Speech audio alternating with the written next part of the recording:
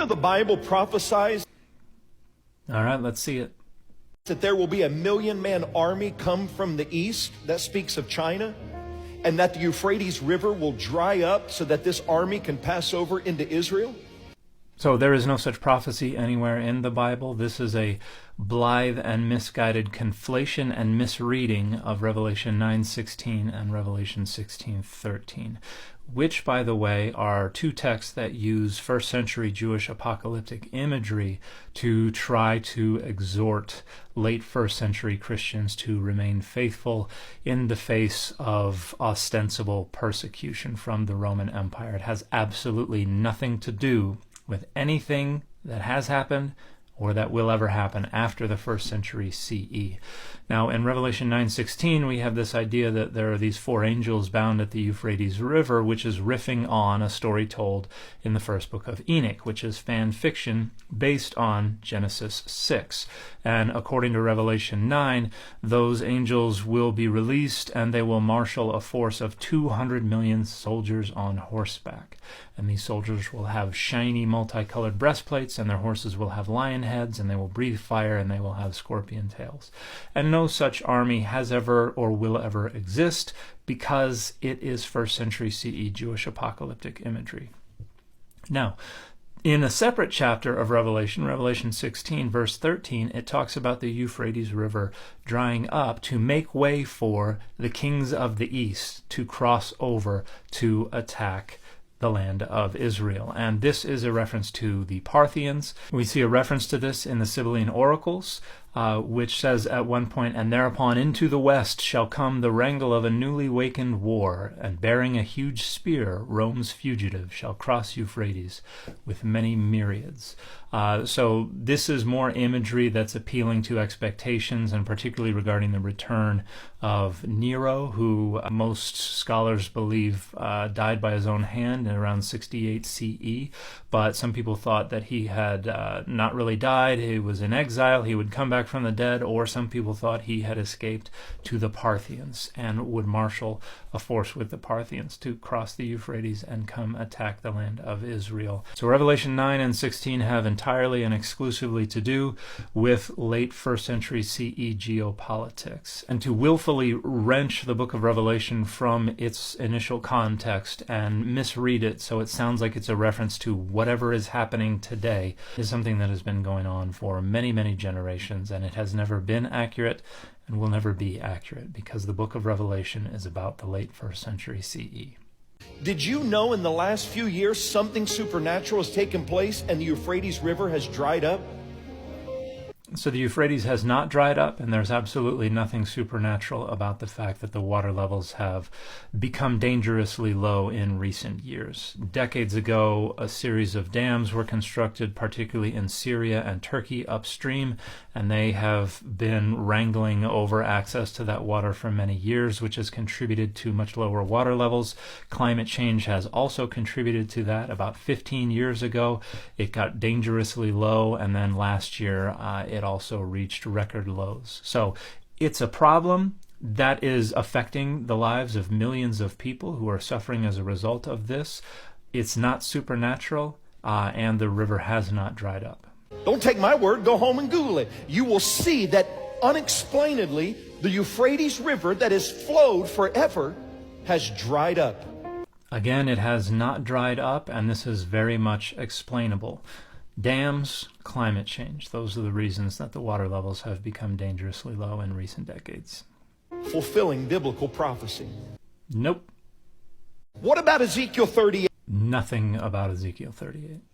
Ezekiel 38 talks about two countries, Gog and Magog. No, it doesn't. Verse 2 has the Son of Man turn his face against Gog of the land of Magog.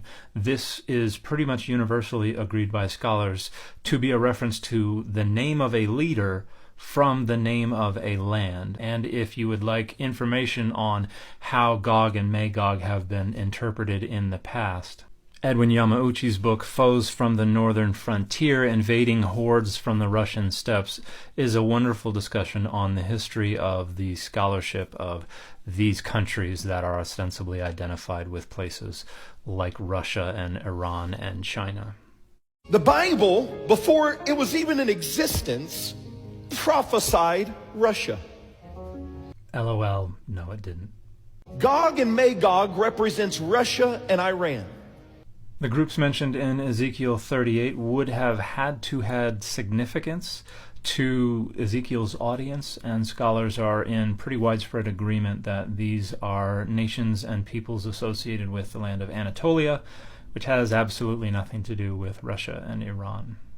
And it says at one point there will be a war break out around Israel, and Russia's enemies, Gog and Magog, will surround Israel from the north and from the south. Now it's interesting that in the last few months, Russia has entered into a treaty with Iran, just like the Bible prophesied. Iran is funding two terrorist groups, Hamas and Hezbollah. Hezbollah is in the north of Israel. Hamas is in the south of Israel. Right now, Hamas is trying to convince Hezbollah, let's attack Israel together. We've got a chance right now. That would be the fulfillment of Ezekiel 38 of when these enemies surround Israel. You say, what happens? Well, the Bible says that God will supernaturally step in and He will defend Israel and He will defeat all their enemies. Do you realize we could be watching that happen on our TVs right now? Right now. Do you realize that people on all sides of this conflict who are entirely innocent of the machinations of these systems are dying and are being displaced and are being unhoused and are being tortured and are having their families ripped apart, and you're excited about the prospect of watching this on TV? This is not a fulfillment of anything, and the notion this is something to be excited about and that we get to sit back and watch God supernaturally intervene is just divesting yourself of any responsibility for trying to move towards a resolution to these very complex and long-standing tensions. This is not something to be excited about. This is not a fulfillment of biblical prophecy. This is innocent people dying. The question is, will the rapture take place before this or just after? So there is and never will be any such thing as a rapture. This is based on a misreading of 1 Thessalonians 4:15 through 17 by John Nelson Darby in the 19th century. And it really only continues to have circulation within American evangelical circles. Most of the rest of the world that adopted it at some point in the past has realized that it is a misreading of the Bible. See, Darby misunderstood the imagery of rising up to meet Jesus in the air. This is based on pretty stock imagery associated with the inhabitants of a city coming outside the city to go meet a newly arriving sovereign outside of the city to then lead them into the city where they can take up their rule.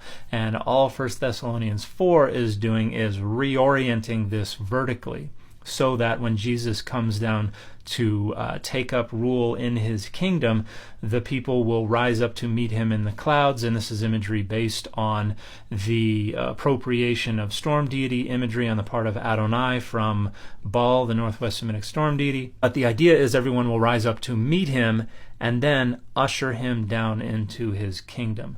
Darby misunderstood that imagery and produced this ideology that has resulted in untold suffering and trauma and anxiety on the part of people who were told that one day everybody could just disappear from the earth and they better eat their vegetables so that they are not left behind.